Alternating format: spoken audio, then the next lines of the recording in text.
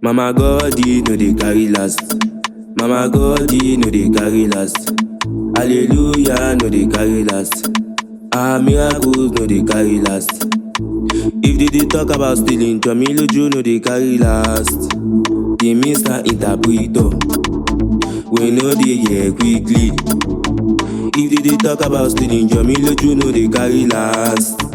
My goddy, my goddy, my goddy, my goddy, my goddy, my goddy, my goddy, my goddy. Brother and sister, I greet all of you now. We dey expect special guests today. I hope you now bring your dancing shoe come church today. Sit back and enjoy. I greet Mama Goddy, our mommy church. I greet you now. I greet Jomiloju. Chai! Who be Jomiloju? I don't serious. Make I tell them the truth. I be Jomiloju. I'm the senior evangelist. Jomiloju. I'm sorry, sir. I greet you now, evangelist. In the next 5 minutes, the guests should be here. 5 minutes kẹ 1 million naira fi pé olórin 5 minutes ti pẹ́ jù o. A lè dúró o.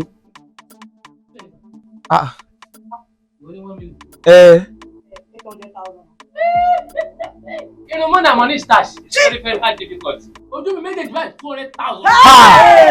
Oh, not too much. At 1 million. Ha. At 800. At 200,000. You can use me. Kò tiẹ̀ sí wàhálà nù. Brother, you're all welcome to church. Now calm down now, my people. Church na day. Jomiloju, yeah, now Jomiloju. Let's come. I mean, you want disgrace. You're all welcome to church. My sisters and brothers, you all will enjoy yourself today.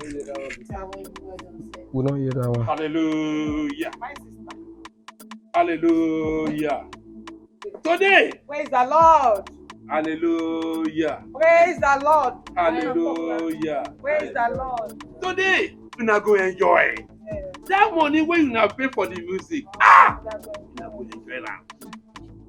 I can sing for you now. Yes. Now, are you set? Are you ready? Everybody do like this. Do like this. Do like this. Do like this. Do like this. The music is music now. Yes. I be Jomiloju. Yes. Yeah, go on. Mommy. Yes. Permission. Permission granted. Thank you, ma. I'm a constable boy. I'm a police boy. I'm a king of rap. I want to rap for you. Yo. Enjoy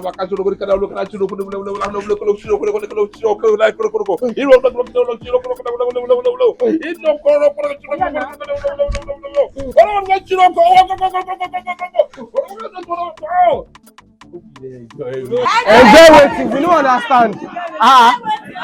See na wetin we pay for be this. Mama goddy no dey carry last. Mama goddy no dey carry last. Hallelujah no dey carry last. Miracles no dey carry last. If they talk about stealing, Jomiloju no dey carry last. The Mr. Interpreter, we know they hear quickly. If they talk about stealing, Jomiloju no dey carry last. My goddy.